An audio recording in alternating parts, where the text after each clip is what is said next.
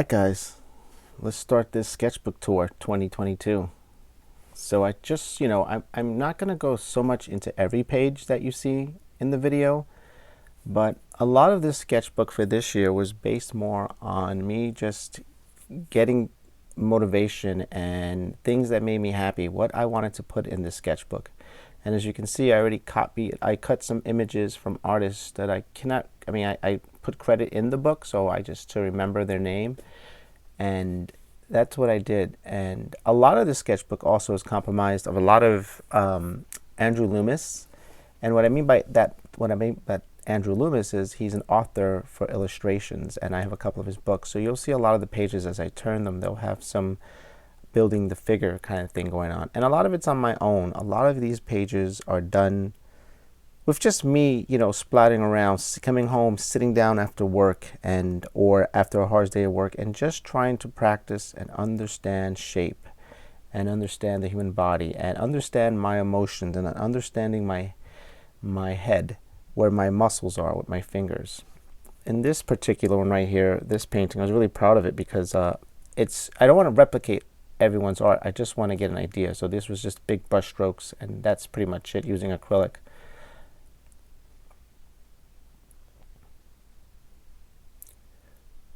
And I wanted to just say, I wanted to let you know about sketchbooks and what they mean for me. Back then, a sketchbook for me was going on this, I would sketch when I was commuting a lot in the subway of New York City, and I would practice drawing people's heads and shoulders and faces and eyes.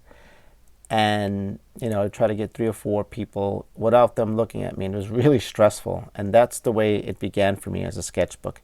And I would fill that sketchbook up and put the date on it using pencils, color pencils, pen, and even markers. But eventually, sketchbooks have grown for me. I used to think it was just going to be a pencil and a paper, and it's evolved for me. I got them either big, small. I use acrylics, I use markers, I jot ideas down, I write notes, and that's what I think relatively what a sketchbook is for me. And sketchbook tours I've seen on YouTube are fascinating. I love watching other artists and other people who put their thoughts down on paper and explain their process, and I respect that. I totally think that's great that you share that.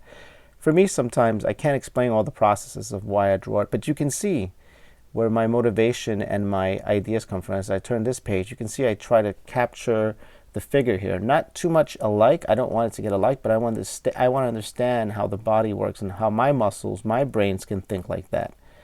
It's not to emulate the exact thing. It's not the same. Also, you'll see pictures of artists on the left. A lot of these are, I didn't paint any of these things you see that are painted on the left side or the right side, these cutout pictures. I had no time. That's really artists that did that. So I do not take any credit for it. I just, basically you can really tell apart my work from theirs. Let's just be honest. They're magnificent drawings and illustration and paintings. And me, I'm just trying to understand subjects and color and lighting and just drawing structure. And that's for me how I like to work it, play around. And as you can see in this page, I'm just playing around with motions and bending figures. And at each page is going to be a different mood I was at or a different pace in my events of during that day. So, there is no promise of me getting it right or making a masterpiece. That's what I love about the sketchbook. It is a place, it can be private. Let's just be honest. Sketchbooks can be very private, and you feel vulnerable. For me, I don't feel vulnerable sharing my sketchbook with anyone. If they ask away, oh, this is the work you've done, why do you cut out other artists' work and put it in your sketchbook? Well, number one, I use it as a reference. I don't even look at it too long, but I like the colors, things that attract me, things that I think feel pretty, things that capture my eye. That's what I use. And ideas. Like in this picture right here, you can see I try to capture the image, but it's not, I don't want it to be exact. I just want to get ideas of hand placements and colors and mood, what makes that pop out. And these are the things that I look for. Is having a sketchbook a waste of time? That's a question I think a lot of people I used to ask myself, you know, I used to think in the beginning, oh God, a sketchbook? Come on, I should just make masterpieces all day. Unfortunately, that's not how it works for me. I don't make masterpieces. What I do is I paint and make stuff. That's what I do. I draw, sculpt. That's how I make stuff. And using a sketchbook is a great way to start. It helps me. It's the building block of what my art should be. There's no way around it. I actually am in love with getting a new sketchbook. You ever get a new sketchbook, you get that first page and you fold your hand, you put your hand over as you turn the page and you say, this first page is going to be amazing. Not me. That's not going to work for me, guys, unfortunately. I'm not that type of artist that does that. I really don't like doing that at all. So I give kudos to people who do that, but not me. I actually like whatever I'm going to put on that page is going to be. And that's not going to set the tone for the rest of the sketchbook. My sketchbook is really, I didn't even show you in the beginning. Actually, when you saw the beginning of this video, you saw how it was torn up. That's how I treat my sketchbooks. I damage them, I drop them, I let water go on it, I paint all over them. You know, they're not meant to be anything else but just like scrap paper. I'm sorry to say, that's for me, from my experience. And I find that a relief and a release from the stresses of approaching art.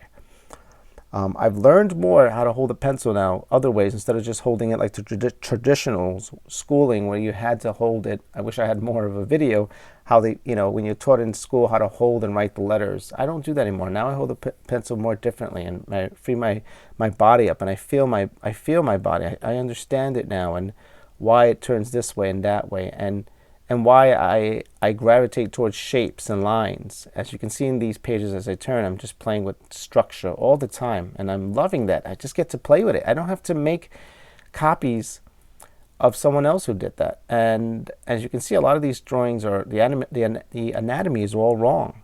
Or to the eye it may look wrong, and it is. It's not a perfect anatomy, but that's not what I'm not trying to make it wrong. I'm trying to discover my shapes, my body.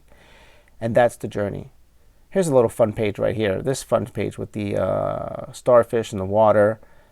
I really liked it. It was something just to play with. See how those structures, those blue lines just go all over the place, and then just putting a lady and a starfish. That's it. Just playing with it.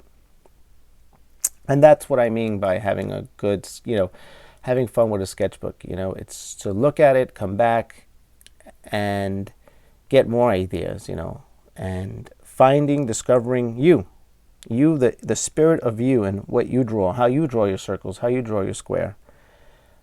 And you know, if you get motivation from other paintings like colors and, you know, styles, that's great. But you know, for me anyway, I try to find my sense and my style. And it's never going to be perfect. There was a comment I did a while back that was really humbling from I did a video on Madame X, and what I did was in oil paints. I did a real quick job, just a quick job of trying to do the top of John Sargent's famous painting of her top head, and I posted it on YouTube. And I didn't get many views, and that was okay, and I didn't get many likes. But I got one comment where it said it was, I can't quote, I can't remember, but it was just, said it was terrible, the whole, you know, the terrible replication of replicating her, how come. And I was glad that the person who wrote it said that, because one, it got a response, and number two, I kind of looked at the other person's page and I said, wow, this person has by far really done well in their art page, and they're fantastic what they do, their art. But I even wrote after that comment, you know, it's not to be hidden animosity or anger, but they draw very well, they paint very well, and maybe, you know, they may not like my style and think it's just too ugly for them, and that's okay. For me, you know, I think I've learned where I appreciate what other artists are at and how they got to their craft, but I also appreciate me, how I've gotten to my craft. And I know that they couldn't do certain things that I could do, and I couldn't do certain things that I do. And that's what makes us all unique as artists. There's so much room for yourself in this world, especially a sketchbook tells you. It's your inner soul. It's like ripping your flesh out. And your most innermost dark secrets are in a sketchbook, I think. For me, that's how I put it. So you'll see in a lot of these pages as I turn them, there's always either a cutout from a printout I did of another artist in my drawings and my sketches. And they can look crude, and that's okay. You know, that's what I want, the crude and the ideas, jotting them down and finding line work and understanding why I'm doing that. It's just so many things that can evoke emotion. So the next time you go out there, or the next time you open your sketchbook and you haven't, let's say you bought a new one. Let's just say you bought a new one and you haven't drawn in it in a while. I would say to you, leave it blank if you want. That's what I would say to you, if you want to leave it blank. But I would also say to you is, maybe you saw an advertisement, maybe you saw a lyric, or maybe you read something and you want to clip it. Put it in your sketchbook. It can sound like a collage or a scrapbook. I think that you can do whatever you want with your sketchbook. There are no rules in my realm anyway, for me. Now, you may be going to a university or you may be going for a professional level, but let me ask you, how more artistic are you when you start following other people's rules of art, right? Everyone who has an idea, a conceptual idea of color and shapes and mastery of composition, everyone is very different, and that leaves so much room. So be aware of that. Be aware that you still have to honor yourself. If you are drawing or just doing someone's style, that's awesome. But I also think that, you know, it's also your freedom to be who you are. Let it out. There's going to be more creativity in finding you, because the more you find about your abilities, the more you appreciate them. I really think so. And you can see from these pages again and again, I either take an Andrew Loomis page and I copy it for a minute, and just to understand it, just to study. I'm not trying to make a mastery. And then I go into mine because I want to practice what I learned and understand bone structure. But I'm never going to, you know, I don't expect to master that. It takes years. But I have so much fun with color, as you can see in that page right there with the blue and the gentleman in the gold. It's just beautiful. And this page too as well, the guy in the yellow with the brown skin and the gold marks. I mean, this is so much fun when you can just play. It is a freeing thing when you can go on that canvas and move that brush freely.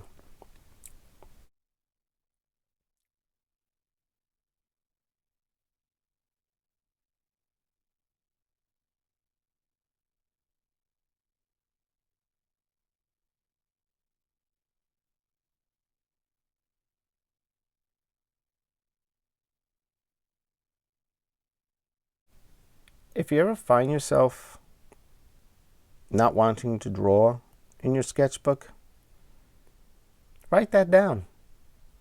Write it down. Keep writing it. It will help you, because that's what you call draw artist block, I think. You know, it's something where you just, you know, I'm going to be honest. These drawings were all taken while watching TV or listening to music. That is it. I cannot work without sound for some reason. That's just the way I am. I really can't. Sometimes I cannot work without either distraction. And, you know, I actually try to sit down and do that. Try to attempt to create without any sounds in the world, just quietness. It'll happen once in a while in the middle of the night when I'm burning the midnight oil, once in a while. But really, these are all just my ideas transitioning from my soul and spirit onto a paper. And that's essentially me. So if you go into my sketchbooks, you go, wow, this is either a kindergarten drew this or wrote this. It doesn't look like anything to many people. It's very amateur, and that's the thing about me. I'm okay with that. You know, I love the idea. I'm not trying to sit there and make the perfect line. What I'm trying to do is just express the lines, get them out on paper, let them scratch across, let them be extended, let the dimension begin. Be a creator. That's what I want it to be. And I feel good each of these pages that I turn, something was created, something that I can come back to and get an idea later for. And why was I using this color? And why this shape? And why this pose? And I like to put dates. And it just shows you the faces and eye poses. And this is what it all begins, scratching the surface. Anyway, guys, thank you so much for watching this sketchbook. Let me know maybe if you had a favorite page, or what do you do for sketchbooks? Do you not have a sketchbook? Do you write notes down? Do you record on your iPhone? What do you do? Maybe you don't have sketchbooks. Maybe you do a different way. Anyway, guys, thank you so much for watching.